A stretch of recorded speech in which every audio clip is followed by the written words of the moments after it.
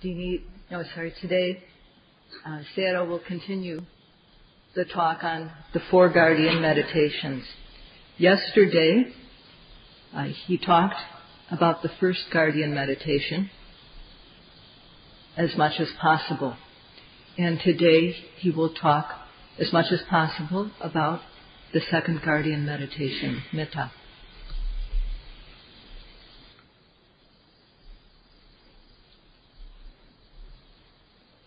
So, the meaning of metta is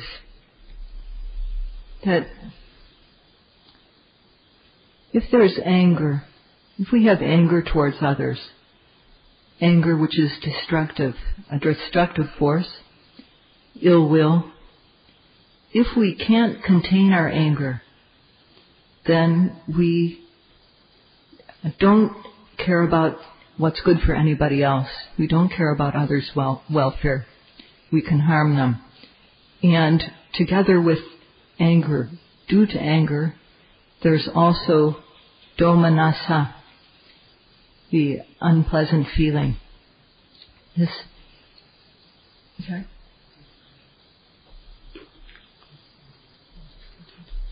Domanassa, which is discontent. So these two, when we can't control our anger towards others, then discontent, domanassa, also arises, and these mental states destroy our mind.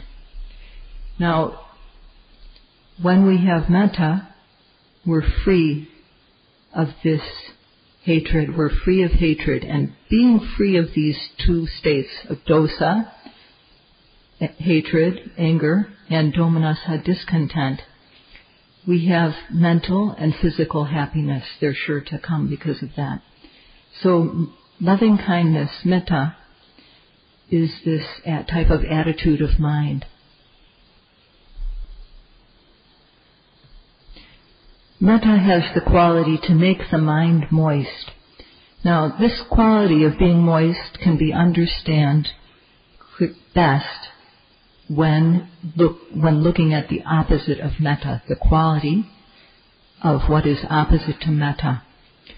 Now, we can sometimes have anger, whether it's towards something living, some living being, or whether it's concerning something that is not alive.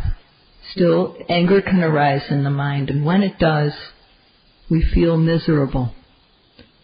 And it's physically obvious when we become angry.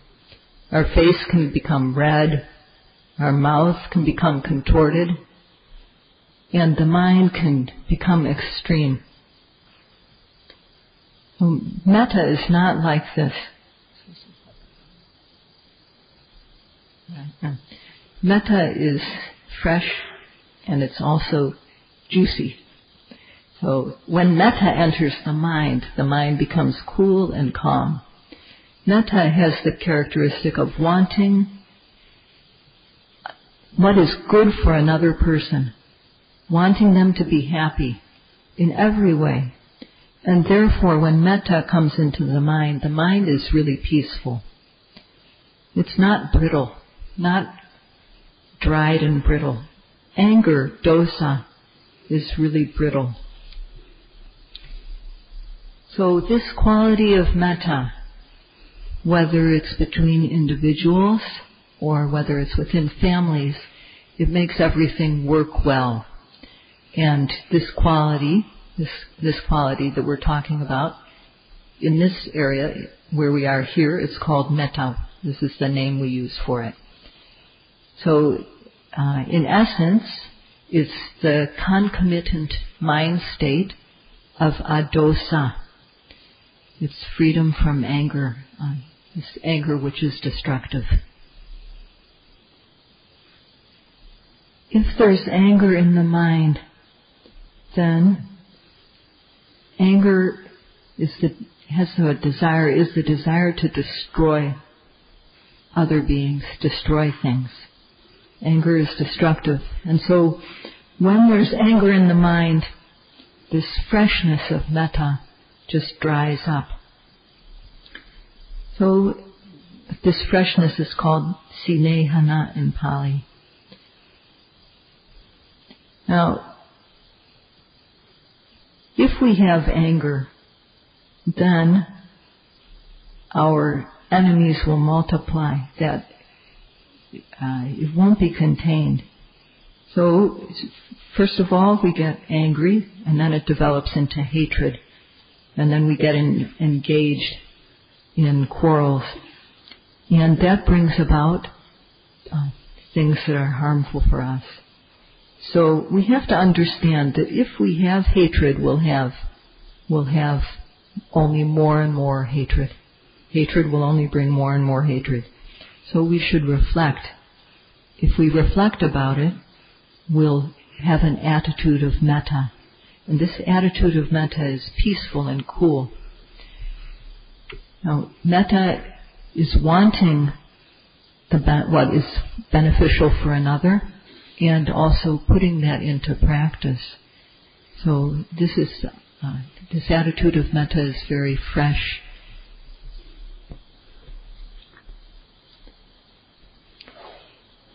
So between sweethearts or husband and wife or within families,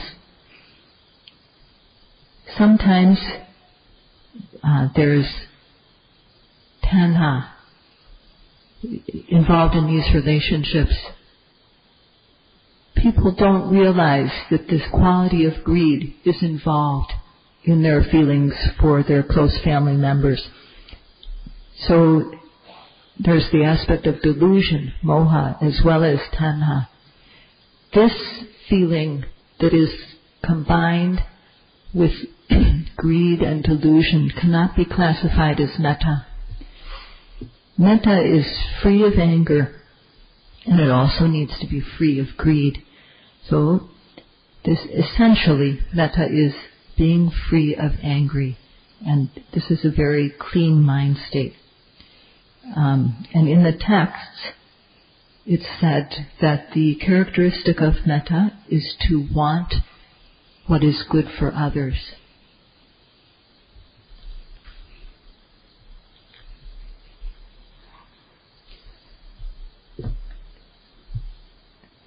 So I said that metta is wanting what's good for others, or in other words, wanting their prosperity.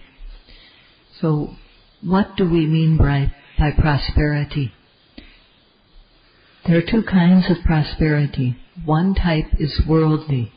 Now, this includes, for example, getting a good education, getting a good skill so that we can get a good job, getting a good job and getting paid well, having food, clothes, everything that we need to the extent we need it. Wanting this type of happiness is worldly prosperity. Now, so one type of prosperity is this worldly type. And people want this type of happiness for others, but this is not true happiness. It's not enough for our life. So true prosperity in Burmese is called kojintia, and sometimes this is translated as morality, but that it goes further than that. It's, for example, it's how we conduct ourselves is what it means. So if we avoid killing, stealing, adultery, this is behavior.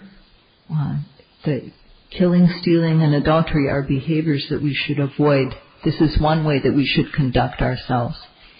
And in terms of speech, lying or harsh speech, slander, frivolous talk, these things should be avoided. We should conduct ourselves like this.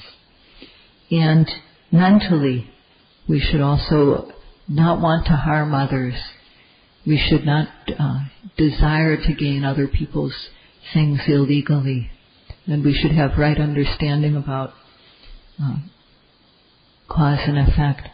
So all these are involved in how we conduct ourselves. Keeping sila, we avoid transgressive misdeeds. And when we practice meditation, we suppress the kilesas and then finally uproot them. So our true prosperity comes from sila, samadhi, and paññā. These bring about our present prosperity and our future prosperity. So if we have sila, samadhi, and paññā, with sila, our physical acts become clean and pure. With samadhi, our mind becomes stable and pure. And with wisdom, we uproot all types of impurity eventually. So our behaviors physically, verbally, and mentally become clean, pure, and then they become gentle and lovable. This is our real prosperity. This is what really benefits us. And this type of, wanting this type of prosperity, this fresh state of mind called metta, this freedom from anger is called metta.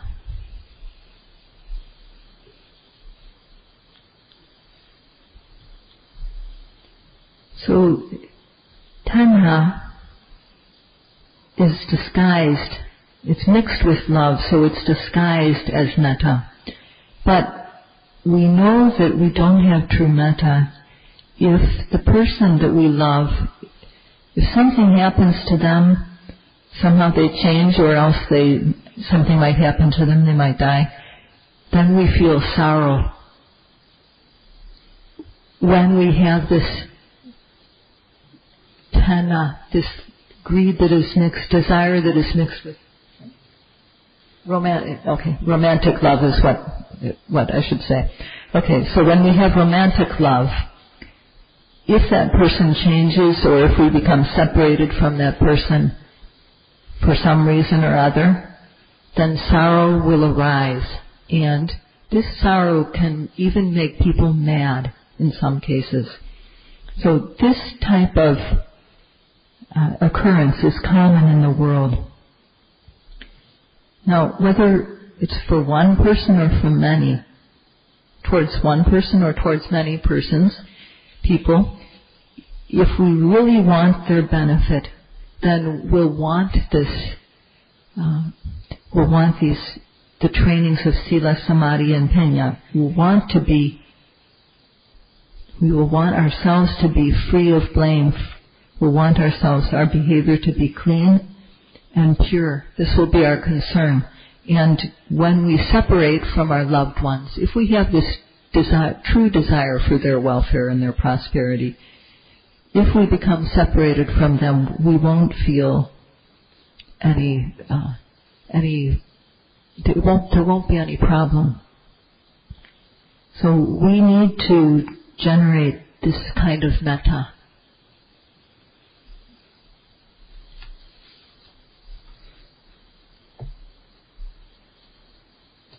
One who has an attitude of metta wants what's good for others.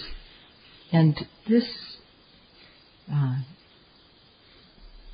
attitude starts out small, but it becomes larger. It becomes larger and stronger, and it becomes more and more common in our minds. So someone who develops metta won't look at their own self-interest. They stop looking at their own self-interest and can work for the benefit of others. Because they want what's good for others, they can do social work very easily. So in terms of Buddhism,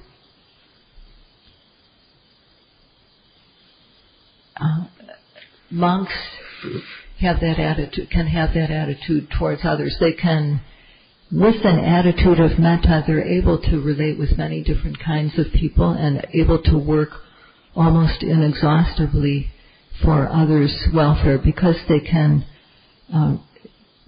able to reflect.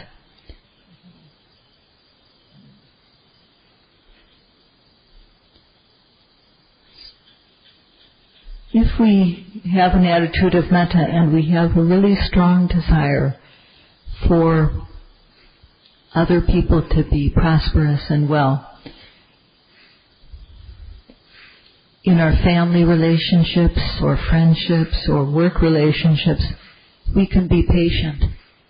And if other people do things to harm us, even if that happens, we're able to forgive them. And we can give up our own individual interest in our relationships. Well, giving up selfishness, giving up the desire to have just what we want, and wanting what's good for others, then it follows that we'll also have compassion and sympathy for others, karuna.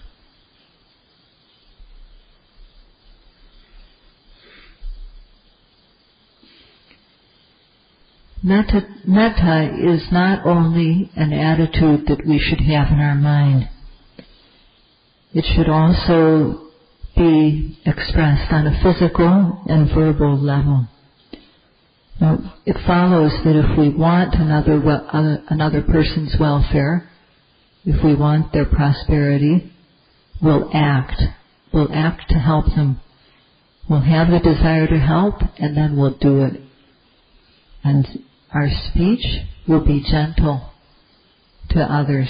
So physically and verbally, our behavior will become gentle, and we'll express our loving kindness physically and verbally. Now, only if our metta is expressed physically and verbally can our metta be said to be strong. In this country, in Myanmar, Sayadaw mentioned an expression, and what it means is that when one person has metta, physically, verbally, mentally, their metta is present, then the other person responds, one and another. It's like back and forth metta, you might say. Metta goes back and forth. Once one person has it, then the other person responds. If we could all in this world have metta, express metta on a physical, verbal, and mental level, then all over the world, in our relations, we would be patient and forgiving, and many good qualities would follow if this one quality of metta were strong. So in Burmese we talk about metta pwari, this developing the attitude of metta bhavana. So what does it mean to develop the attitude of metta? Well, we generate it. We repeatedly hold the attitude, repeatedly generate the mind state of metta. And so the metta becomes, it is enlarged by our doing this. And it becomes strong, and it multiplies. Developing metta can be done in two ways. One is just as ordinary kusala, ordinary wholesomeness. And in doing this, what we do is, whether it's for another person or whether it's for a whole group, we have metta for them, we have loving kindness for them, and we relate with an attitude of metta. The other type of development of loving kindness is in order to develop the jhanas. And I missed part of this because the light fell. So, sorry, but if we develop the jhanas, if we take time to develop the jhanas, we won't have time to do satipatthana. So, for now, it's sufficient to do metta as an ordinary kusala, ordinary good deed, and not as a jhanic practice. When we have metta, we become free of anger. And due to being free of anger, joy arises. So if we have anger, we can also, other forms of anger are envy, being jealous of others, and also we can become, our anger can become extreme. So when we have metta, we are free of those harmful results, the harmful results that can come from anger and similar mind states, anger, envy, and so on. And being free of these, we are peaceful. So there are 11 benefits for one who practices metta. One will go to sleep peacefully, one will awake peacefully, and other beings will love us, the devas will love us, poisons will not harm us, arrows will not harm us, and I don't know all of them. Did the others say that? These are some of the 11 benefits that we can get when we develop metta. And knowing the results, the good results that we can get from metta, we'll be enthusiastic about doing it, about practicing it. So we should understand what is the power of metta, that it has this power.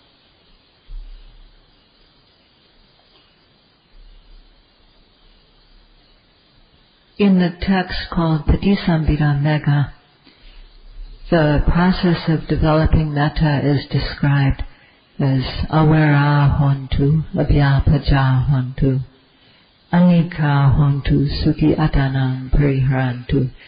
These are 4 forms of metta, 4 forms of developing metta. And whether it's for one person or whether it's for many, these 4 types of developing metta exist, and Sayadaw will explain them.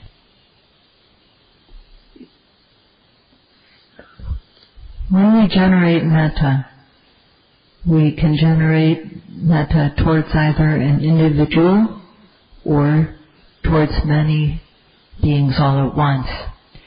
So the verb that we use will change.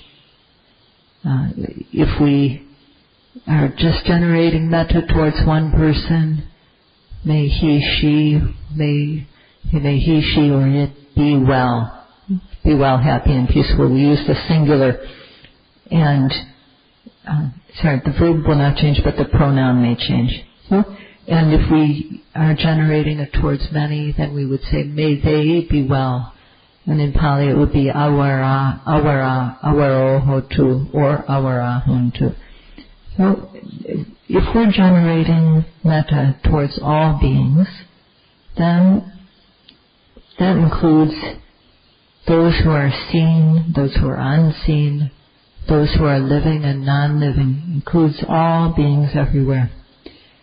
And what we say is that awara hontu, may they be free of hatred. In Burmese they use the word yan, and this word means 2 things. One is it means hatred, but it means that which is harmful. It's something that is harmful and dangerous and causes us misery. So that is one form of this awara, or in Burmese yan. And the other form is personal, is in the form of a person, and it can mean enemy. So this word vera, I just was describing what Sayadaw said about the Burmese word yan. The word in Pali, vera, has 2 forms. One is internal and one is external. You can also say one is near and the other is far. Now this internal or near enemy, close enemy, has 2 forms, akusala and kilesa. And since we're discussing metta at the moment,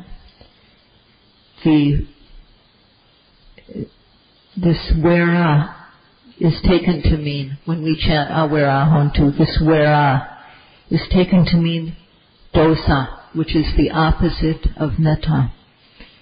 So, because of anger can develop into hatred.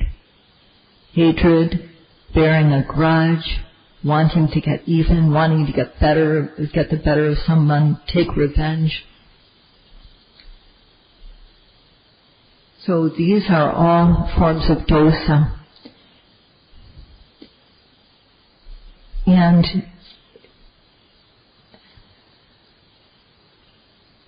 the external form of vera is a personal enemy. And that can be either person or an animal, whatever.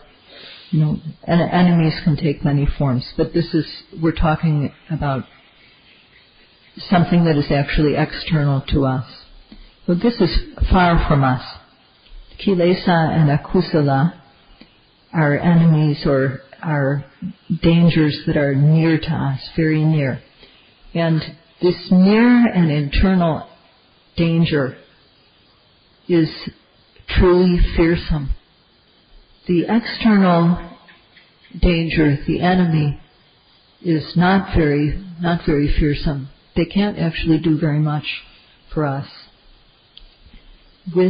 If we have dosa, then lobha and moha are bound to arise also. And our kilesas multiply. So these kilesas are the most dangerous type of enemy, or the most dangerous thing to us. When we wish that others may be happy by saying awera hontu,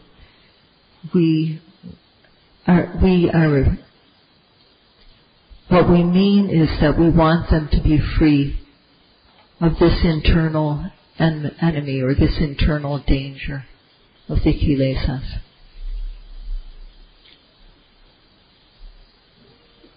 If we don't quell the kilesas, including dosa, as well as anger, dosa, there's kilesas that are together with greed, and there's also there are acts that we do out of greed and acts that we do out of delusion. So as long as we have the kilesa enemy, or the danger of kilesas, if this exists, they're bound to multiply if we don't control ourselves. If the kilesas multiply, they will oppress us. And if we give in to our kilesa, to the kilesas, if we give in to greed or anger or delusion, we'll commit acts such as killing or stealing, adultery, or commit lying, and take drugs and intoxicants. So in this way, the dangers multiply, and this multiplication of the kilesas, the expansion of kilesas into acts of misdeeds brings us danger. So these types of danger, first we perform a misdeed, one of these transgressive acts like killing, stealing, such and so forth. We do them and then we get caught. So we blame ourselves at that time for having done something wrong, having done something so stupid as to break the law. And not only that's called atanuvada be. This is a danger that comes to us through having the internal danger of kilesas. And not only do we blame ourselves, but good people in the world also criticize us. We have to suffer from the criticism of others, paranuvada be. That's the danger that can come too with misdeeds. And also, these misdeeds akusalas mentioned above, if we commit them, we're liable to be punished. And this is called dandabhiya, the danger of punishment. This also comes with misdeeds. And not only that, but our intention, our unwholesome intention that was involved in these akusala deeds will also cause trouble for us, bring bad results. So when we have the internal enemy, we're likely to get into danger. And when the internal enemy is overcome or is dispelled, then we'll be free of danger.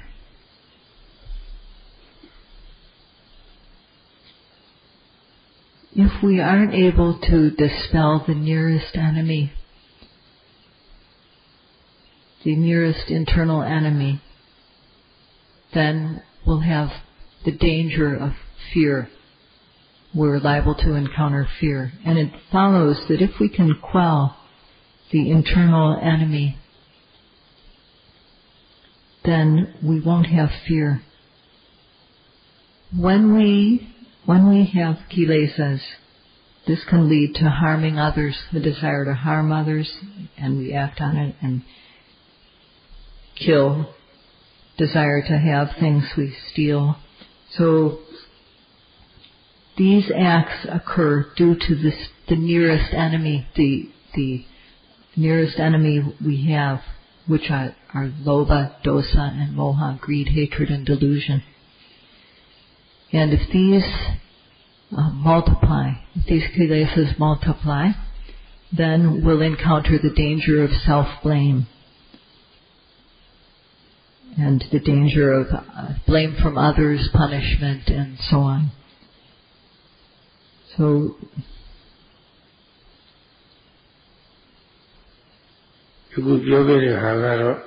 sorry, sorry.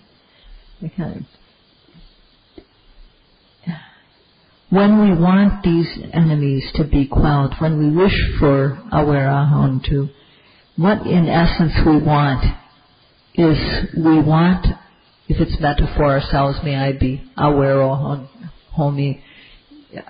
If we are generating metta for ourselves or if we're generating metta for others, what essentially we want is, may they be able to keep the 5 precepts. May I be able to keep the 5 precepts. This is what keeps us free of danger.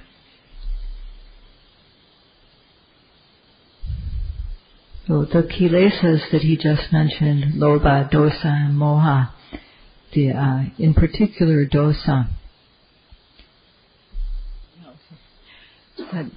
So Sayadaw describes the bad things that can come about as a result of the internal enemies, in particular the harmful results that can come to us due to dosa or anger. So, and likewise we can understand what the benefits are when we don't have these internal enemies, particularly if we don't have any dosa. We gain benefits, and together with the benefits of, among those benefits we have mental peace. So the freedom from domanassa or discontent is a topic which also needs to be addressed, and Sayadaw will talk about it tomorrow.